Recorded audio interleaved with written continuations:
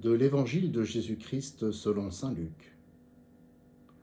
En ce temps-là, comme on l'écoutait, Jésus ajouta une parabole.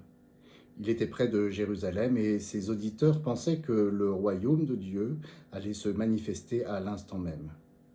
Voici donc ce qu'il dit. Un homme de la noblesse partit dans un pays lointain pour se faire donner la royauté et revenir ensuite. Il appela 10 de ses serviteurs et remit à chacun une somme de la valeur d'une mine.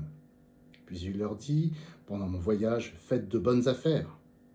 Mais ses concitoyens le détestaient et ils envoyèrent derrière lui une délégation chargée de dire, nous ne voulons pas que cet homme règne sur nous.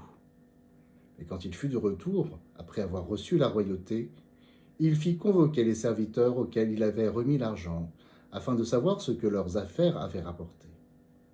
Le premier se présenta et dit, « Seigneur, la somme que tu m'avais remise a été multipliée par 10. » Le roi lui déclara, « Très bien, bon serviteur, puisque tu as été fidèle en si peu de choses, reçois l'autorité sur 10 villes. » Le second vint dire, « La somme que tu m'avais remise, Seigneur, a été multipliée par 5. » À celui-là encore, le roi dit, « Toi de même, sois à la tête de 5 villes. » Le dernier vint dire, « Seigneur, la somme que tu m'avais remise, je l'ai gardée enveloppée dans un linge. En effet, j'avais peur de toi, car tu es un homme exigeant, tu retires ce que tu n'as pas mis en dépôt, tu moissonnes ce que tu n'as pas semé. » Le roi lui déclara, « Je vais te juger sur tes paroles, serviteur mauvais.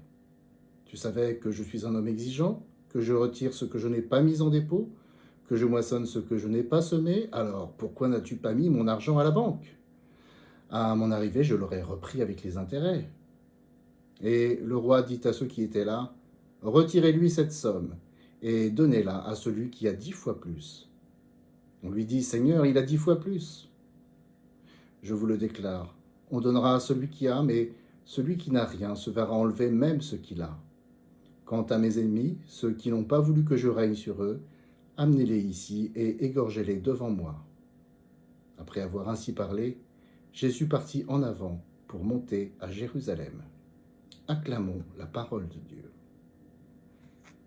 Après l'avoir fait dimanche dernier dans l'évangile de Matthieu, l'Église nous donne de méditer à nouveau aujourd'hui sur la parabole des talents, cette fois-ci dans celui de Luc.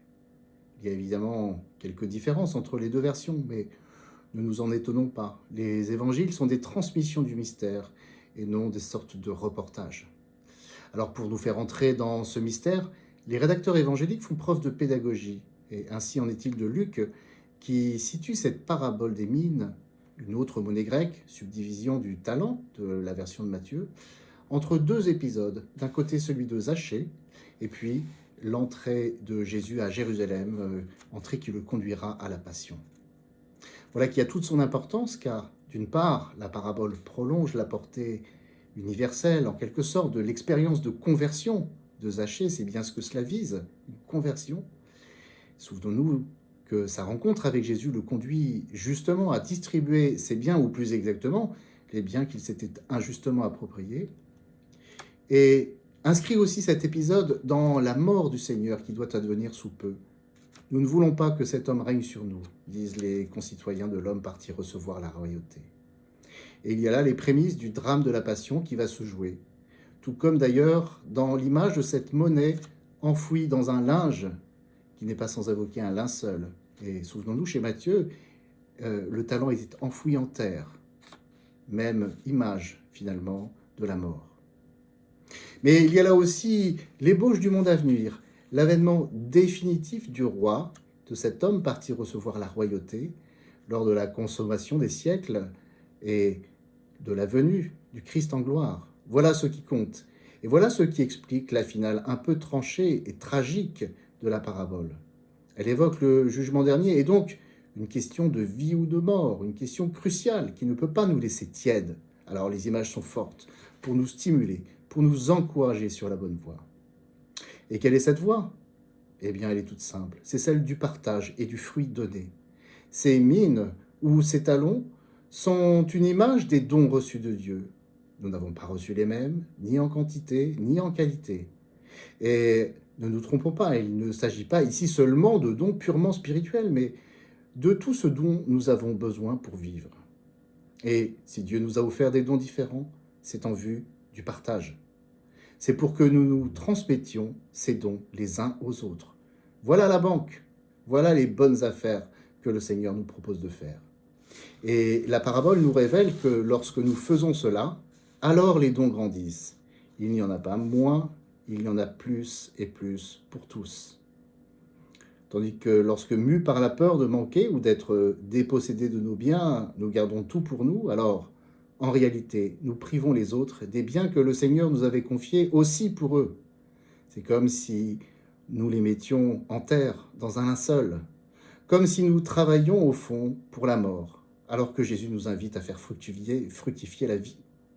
Alors voilà pourquoi il n'y a pas de place dans le royaume à venir pour celui qui, dans la parabole, a tout gardé pour lui, a privé les autres, finalement, du don de Dieu qui leur était aussi destiné. Bien sûr, cela peut nous sembler difficile. Que puis-je bien donner aux autres, moi qui suis pauvre? Mais au fond, suis-je si pauvre? N'ai-je vraiment rien à partager?